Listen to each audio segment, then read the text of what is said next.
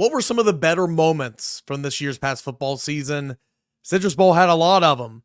Had a punt return for a touchdown, 6 total touchdowns in one game, James Pierce wreaking havoc.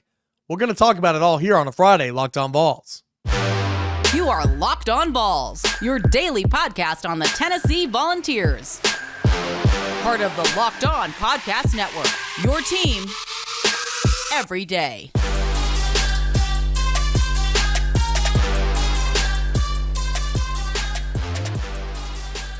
Hey, good Friday morning, everybody. Welcome to Locked On Vols. We're part of the Locked On Podcast Network, where it is your team every single day. I'm your host, Eric Kane. Appreciate you for being here. You can always follow me on this podcast on X. That is at _Kaner and at Locked On Vols. Big shout out to Game Time. This episode is brought to you part by Game Time. Download the Game Time app, create an account, use that promo code Locked On for $20 off your first purchase. So we've got a whole lot to get into here today. Top moments for the 2023 season. We're going to go over and kind of discuss what I think some of the top moments are. I'd love to hear your input as well. In segment 2, position power rankings. Which positions were the best for Tennessee this past football season? And then in segment 3, we'll talk about an offensive tackle who has entered the transfer portal. Obviously, Gerald Mincey is going to leave a hole that Tennessee's got to figure out on the offensive line in 2024. So without further ado, let's go ahead and dive right down into it and discuss some of those top moments for Tennessee from the 2023 season. Well, if you kind of start from the top, I think you look at James Pierce against Virginia, Dylan Sampson against Virginia. Dylan Sampson, he really vultured a couple of those touchdowns in that football game, but he had 4 total touchdowns in that football game. 9-yard swing pass, that was the season's first touchdown. Let's see here. He became the first Tennessee running back since, I believe, John Kelly to score four touchdowns in a football game. That's first time since 2017. So that was big. You had James Pierce that had a couple of sacks on third down in that first half of that football game. And really that was kind of the coming out party for James Pierce, because he went on to have an all-SEC campaign, of course. Kamal Hadden against South Carolina I thought was really good. Kamal Hadden was playing at, in my opinion, an All-American level there before his injury kind of sidelined him during the Alabama game. But against South Carolina, a year after he had probably one of his worst moments as an athlete, when he was getting, raked and just beat over the top continuously, and he was getting up talking crap the whole time. Yeah, we know that story. Against that same team, the following year at home in Neyland Stadium, Kamal Hadden had a pick 6. And that was really, really cool to see, kind of that 180 from where he was the year before against the Gamecocks. And again, it was a pressure by James Pierce that forced a premature throw from Spencer Rattler, who at the time was playing some of the best football in the entire conference at the quarterback position. And Kamal Hadden able to step in front of it, a throw that airmailed a little bit. It was 3rd and long, so he was playing with a pretty deep cushion, and took it 28 yards to the house for a pick 6. I thought that was really, really cool, and obviously a moment you look back on with some fondness from this past football season. Joe Milton against Vanderbilt. Yeah, a lot of people have their opinions of Joe Milton, and that's fair. A lot of people think that Joe Milton shouldn't have been the starting quarterback all year long. That's fair if you want to believe that. Fact of the matter is, he was nowhere close to being as bad as some of the quarterbacks that have been here at Tennessee over the last 15 years. That is for sure. He followed in Hendon Hooker's footsteps, which was really challenging to do, because Hendon Hooker was one of the better quarterbacks to play here in the last, quarter decade, right?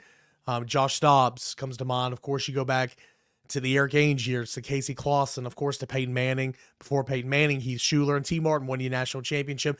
There's not been a whole lot of quarterbacks since those guys that have done a whole lot, but Joe Milton wasn't horrible. He was 27 total touchdowns.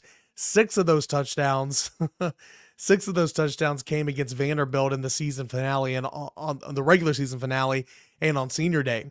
Milton connected on touchdown passes of 56 yards, 10 yards, 34 yards, 46 yards to Ramel Keaton, McCallum Castle, Jacob Warren, and then Ramel Keaton once again. He had a pair of 2-yard touchdown runs in that football game. 6 total touchdowns for a Tennessee Volunteer. The first time that's happened since Jonathan Crompton did so back in 2009 against Memphis.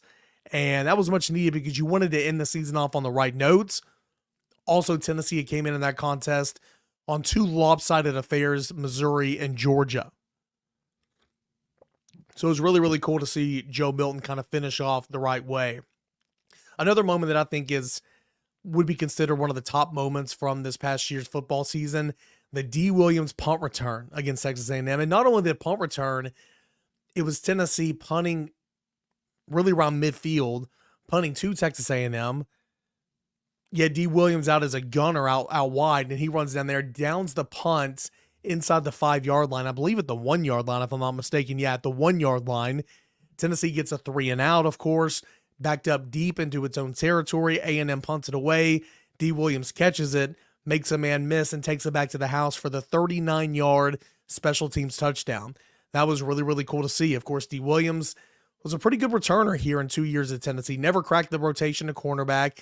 Never had a significant role on one side of the football. Of course, he was playing a little wide receiver there towards the end for Tennessee. But on special teams, had a couple of really nice returns. Remember when he burst onto the scene at LSU after missing the first couple of games of the season with injury? And then, of course, he returned to punt. Was it 74 yards? It was a long punt return against Vanderbilt last year. And, of course, this one against Texas A&M.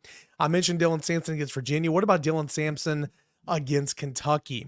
It was a banged up both Jabari Small and Jaylen Wright, and Tennessee was needing to get a little cushion, get a little insurance there in the fourth quarter against Kentucky on the road. Sorry, I'm taking a sip of water as my voice is still not back to where I want it to be. But it was Sampson that took over that fourth quarter.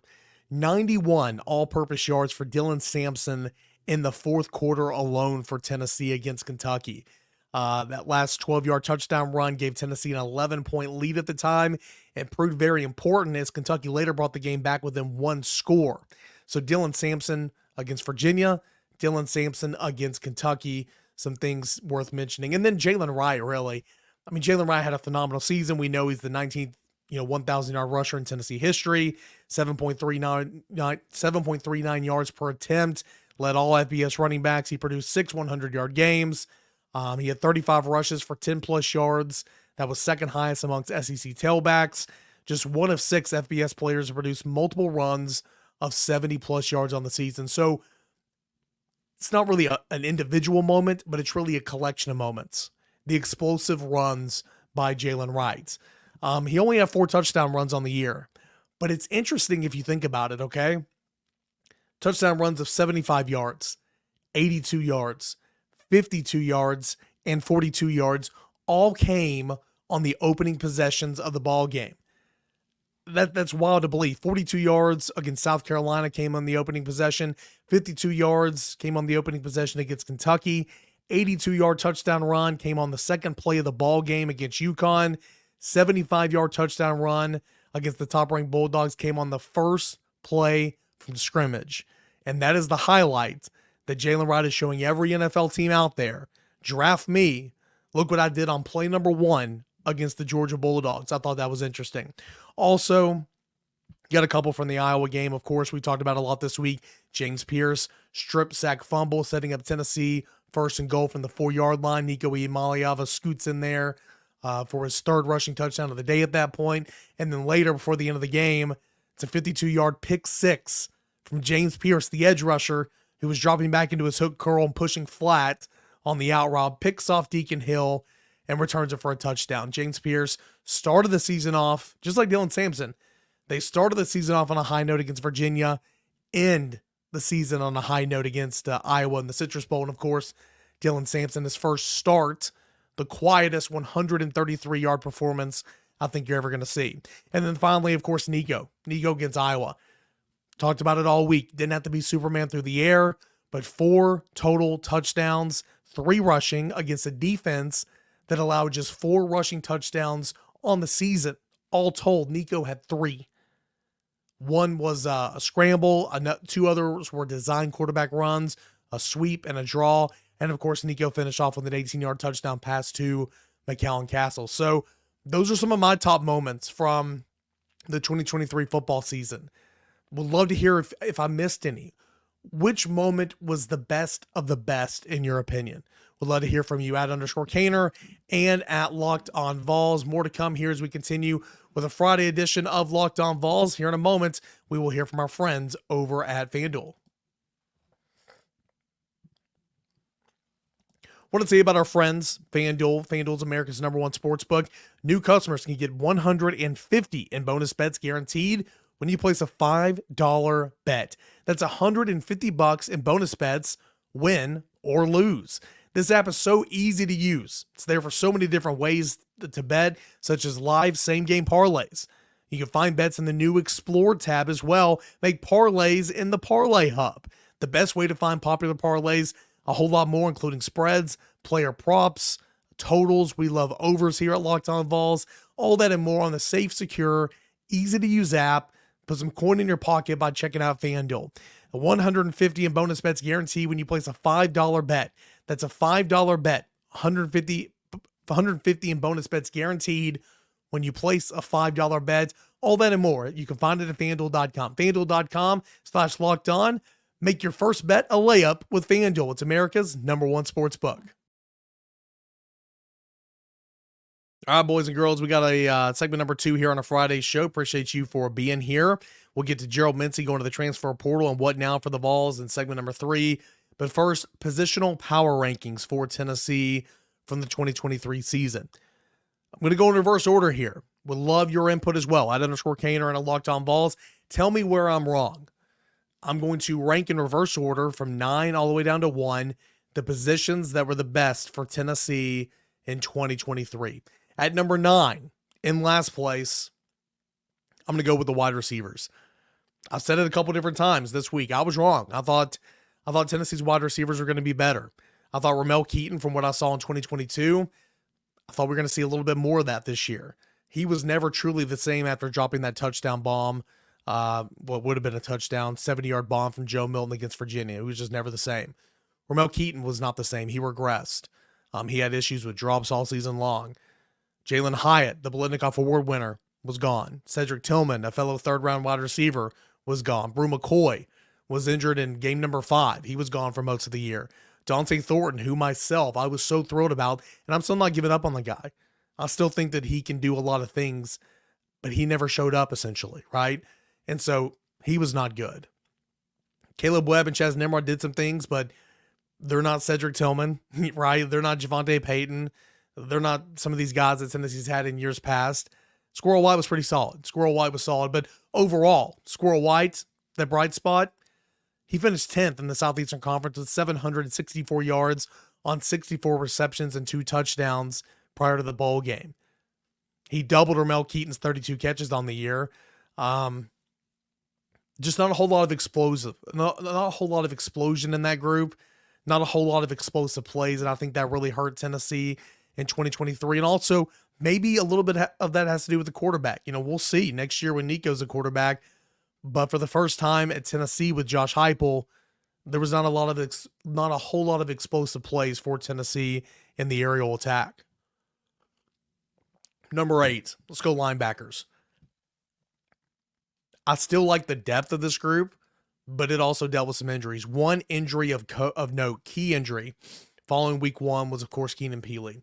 And that threw a wrench in the developmental process of those young guys. You love the 2 veterans in Aaron Beasley and Keenan Peely, and you love the collection of young players behind them to learn, to watch, to grow, to get a little bit of playing time here, to develop. But with the injury to Keenan Peely, that was all accelerated. You had Elijah Herring that was then thrust into a starting role a little bit prematurely, in my opinion. You had Arian Carter that was probably going to go from getting about 10 snaps a game to getting about 20 to 25 snaps a game. And then when he gets hurt, you have Jeremiah Telander that was barely getting any run to then starting to get a whole lot more running, and then taking a bite out of Elijah Herring's play snaps as well. So it was just a really young group, but it was not a very polished group. Not very good in pass coverage, missed some tackles, not a very good out-of-the-box group, but overall a group that was young and a group that was still trying to learn on the fly, just probably maybe a year too early, if that makes sense. One key injury really threw a wrench in the whole developmental process. But gosh, man, you give so much credit to Brian John Marie for force-feeding those young guys, just force-feeding them. They're going to be better for it. And Aaron Beasley started off playing really, really good to begin the season. I got to think he was banged up, man. I got to think that he was hurt and he was kind of limping towards the finish line, because the Aaron Beasley in 2022 at the end and the beginning of 2023 Aaron Beasley was not the same guy in November of this past football season. I think that's pretty evident. Number 8 would be linebackers. Number 7, defensive backs. Hey, this group improved. You don't have to believe it. You can say fire Willie Martinez all you want, fire Tim Banks all you want. Everybody's entitled to their own opinion. Sure, there were some shortcomings. There were for sure. They were far from perfect. But this group continues to get better every single year. And I've said countless times already this week, all you guys that wanted to start over in the defensive secondary, you're getting your wish. Brand new secondary next year. All those guys are gone. But in 2023, Kamal Hamm was having an All-American year. He was. He needs to wrap up at Florida. I get that. But Kamal Hamm was having an All-American year. At the time of his injury, he was tied for 3rd in college football with 11 passes defended. He was tied 14th nationally with 3 interceptions. He had 1 pick 6. His 90.5 coverage grade ranked 1st among SEC defensive backs and 4th in college football through week 8. He was having an All-American year. Jaylen McCollough had a good year. Yeah, I said it. Jaylen McCollough had a good year. Okay?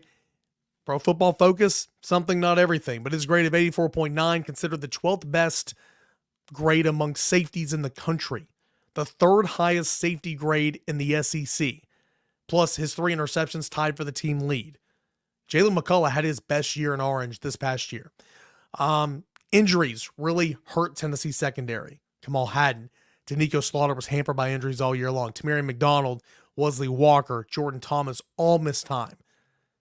And I thought that Tennessee kind of obviously did not benefit from that, not having the guys on the field. They never had a really set rotation back there in the defensive backfield. But still, Tennessee's pass defense improved by nearly 60 yards per game in 2023. Tennessee's 234 passing yards allowed on average, ranked 10th in the league. So still, continued to improve. Had a whole lot more ways to go. 10th in the league is not the standard. Continues to improve. Needs to get a whole lot better. I think we can all agree on that. Number 6 is quarterback. We talk about the quarterback all the time. Joe Milton, he was far from horrible, but he was also far from being elite like what I thought Hendon Hooker was. Somewhere in the middle, right? 27 total touchdowns he accounted for. 3 consecutive years. Hendon Hooker twice. Joe Milton this year. A player accounts for over 3,000 yards. Tennessee's not done that in a long, long time. I'm not going to spend a whole lot of time on this because we talk about the quarterback all the time. Joe Milton, he was not horrible. He was not great. He was middle of the road. Quarterback position comes in 6th in the positional power rankings for me. Number 5 would be specialist. Jackson Ross had a rough first game. We remember. From there, I thought the Aussie punter did a really, really nice job. He was a weapon for Tennessee. He averaged 43 yards a punt, which is not great, but he punted with his left. He punted with his right, rugby style. He had 9 punts at 50-plus yards. 18 of his punts landed inside the 20-yard line. He was really good for Tennessee. Plus, his rugby style played games with the return game and allowed Tennessee to only give up, in 3 years under Mike Eckler and Josh Heupel, here Mike Eckler, special teams coordinator. In 3 years, Tennessee's given up 23 punt return yards. That's really good. That is really good. Charles Campbell took over for Chase McGrath, did a really, really good job. At one point in the season, he was perfect from 49 yards in. At one point, he was 18 to 23. Let's see here. He connected on 18 to 23 for a 78% clip in 2023. He was good on all 44 PATs. At one point, he was like 16 to 16 field goals. He couldn't kick the long ball like he did at Indiana, but overall, really solid season. Josh Tuberville as well was a weapon, man. He can boot that sucker through the end zone every time almost. Tennessee specialists were pretty good. They're the 5th. They come in at 5th on the power rankings. Number 4 is going to be the offensive line. It was a work in progress all year long. Missed Cooper Mays for the first 4 games. Had to take your guard, Ollie Lane, slot him down to center. Andre Carrick experiment wasn't that great at left guard. Injuries at tackle all year long. Still, they blocked for the 2nd best rushing attack in the SEC, 202.5 yards per game. That's 12th in the country. Tennessee's 5.59 yards per attempt. This is all before the bowl game. It was the 2nd best in the conference, 12th best in the country. Of course, Jaylen Wright had a 1,000-yard rusher, the first 1,000-yard rusher for Tennessee since 2015. all the musical chairs, still only allowed, I think, 27 sacks on the year, including the bowl game, including the 6 in the bowl game that they gave up. Offensive line was a work in progress. Don't get me wrong. But it was one of the best rushing attacks in the SEC. Credit the big boys up front. They did a great job. Number 3 is the tight end position. You know how I feel about the tight end position, how Josh Heupel has to keep a tight end on the field to keep up with tempo, to not allow the defense to substitute and all that. Man, I thought McCallum Castles was so great out of the transfer portal. Jacob Warren as well. They split snaps virtually 50-50, complete 50-50. They combined for 38 receptions for 474 yards and 9 touchdowns. 5 receiving touchdowns for McCallum Castles, 4 receiving touchdowns for Jacob Warren. That's really, really good. Plus, just talked about all the success of the run game. Those tight ends have a very big role in that run game. Hats off to the tight ends. Number 3 on my list. Number 2 is the defensive line. 36 sacks on the year, 2nd in the SEC, 10th in college football, the most sacks in program history since 2000. Omar Norman-Lott from the interior, 5.5 sacks. Tyler Barron, who entered the transfer portal, 6 sacks from the edge. James Pierce, we know about James Pierce, actually finished the year tied for the SEC lead with 10 sacks because of his bowl game performance. He was phenomenal. Tennessee's defensive line, abundance in numbers, did a great job. They're going to be good in 2024 as well because the majority of those guys are returning, minus Tyler Barron. Tennessee's defensive line was really, really good in 2023. And then ultimately, number 1, coming into my power rankings for Tennessee, the running backs. Talked about the running backs a little bit with the offensive line. Jaylen Wright, I think he could have been an All-American if they gave him the ball more. Jabari Small was an excellent number 2 option. Dylan Sampson was a home run hitter, and we know that he was 2nd on the team with 8 total touchdowns was Dylan Sampson. Just phenomenal. Tennessee's running backs were really, really good. So let me know if you agree with me. Tennessee positional power rankings for 2023. Number 1, the running backs. Number 2, the defensive line. Number 3, the tight ends. Number 4, the offensive lines. Number 5, the specialists. Number 6, the quarterback. Number 7, the defensive backs. Number 8, the linebackers. And number 9, the wide receivers. Would love to hear from you guys at _Kaner and at Locked On Balls. Hey, when we come back, Gerald Mincey to the transfer portal. That and a whole lot more. It's coming up next right here on Locked On Balls. Do you want to tell you about our friends over at Game Time? Game Time, you shouldn't have to worry about buying tickets to your next big event. Game Time is a fast and easy way to buy tickets for your next big event. Sports, music, comedy, theater, all those things near you. Killer last minute deals, all-in prices, views from your seat, the best price guarantee. You can find it over at Game Time. Plus, they have the lowest price guarantee, event cancellation protection, even job loss protection, so they have your back. What does the lowest price guarantee mean? Well, if you find a cheaper seat in the same section than you find it over on the Game Time app, they're going to credit you 110% of that ticket price. Not a lot of places are going to do that for you, but Game Time will.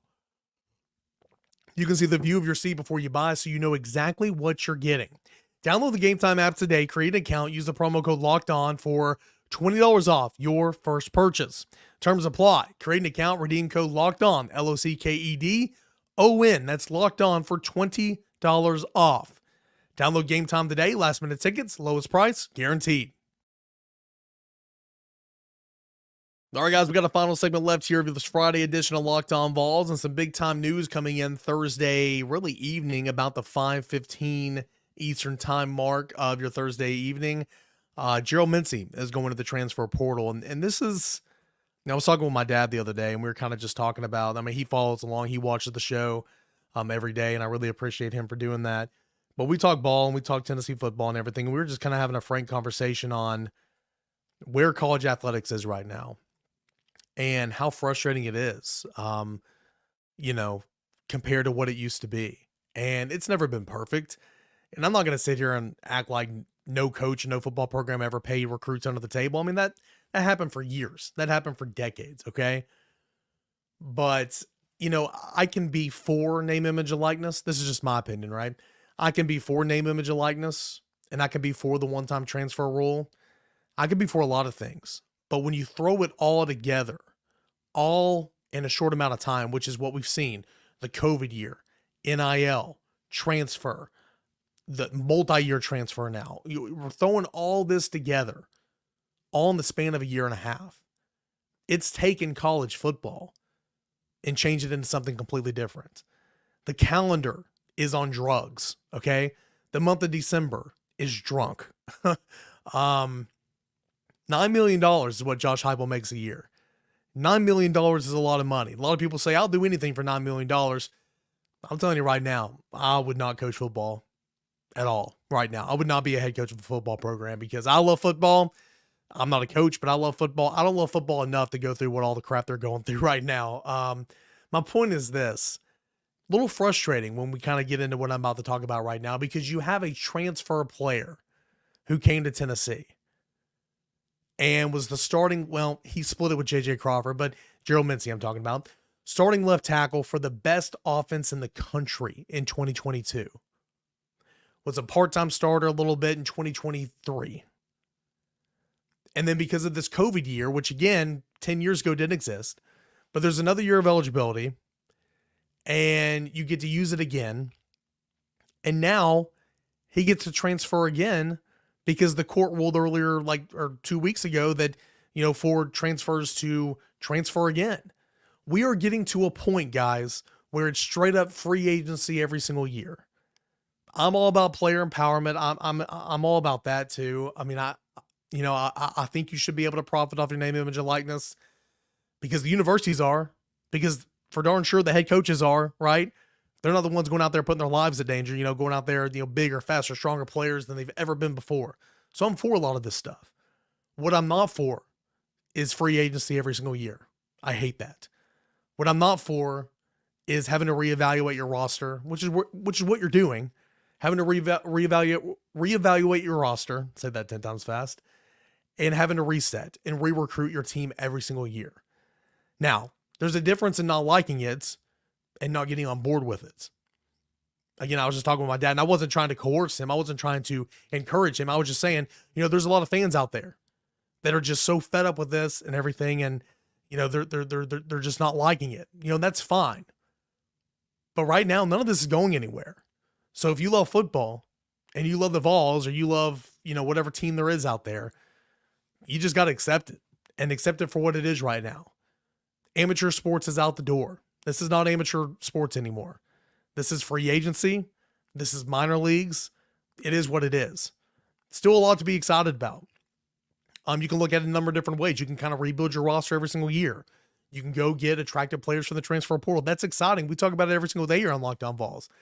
It's just a lot. There's a lot. And this example with Gerald Mincey is one that really just kind of irks me. Because again, you have a player that went to Florida, okay? Decided that wasn't the place for him.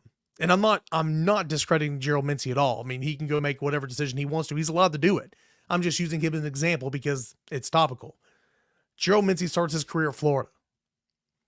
That's not the place for him. Enters the transfer portal, comes to Tennessee, finds success. It was never roses. It was never roses with Gerald Mincey. Let me be abundantly clear. It was never roses, right? He comes to Tennessee and finds success. And then now you can leave again because it's allowed? I hate that ruling. I hope they put an end to it. I hate that ruling. That allows guys like Wesley Walker as well, who entered the portal a couple weeks ago because of the new ruling. One-time transfers can transfer again. I hate that. I hate that, hate that, hate that. So anyway, that brings us here to where we are right now. Gerald Mincey's into the transfer portal. I'll say this. I don't think he's always been the best teammate. I don't know for a fact. I'm not in that locker room, but from conversations, I just kind of get the impression he's never been the best teammate. He's not been the best friend with everybody on the team. And that's fine. You have players like that in the locker room. But I'll tell you what, I gained a lot of respect for Gerald Mincey the last month or so of the football season. Dude was going through a serious injury with his knee.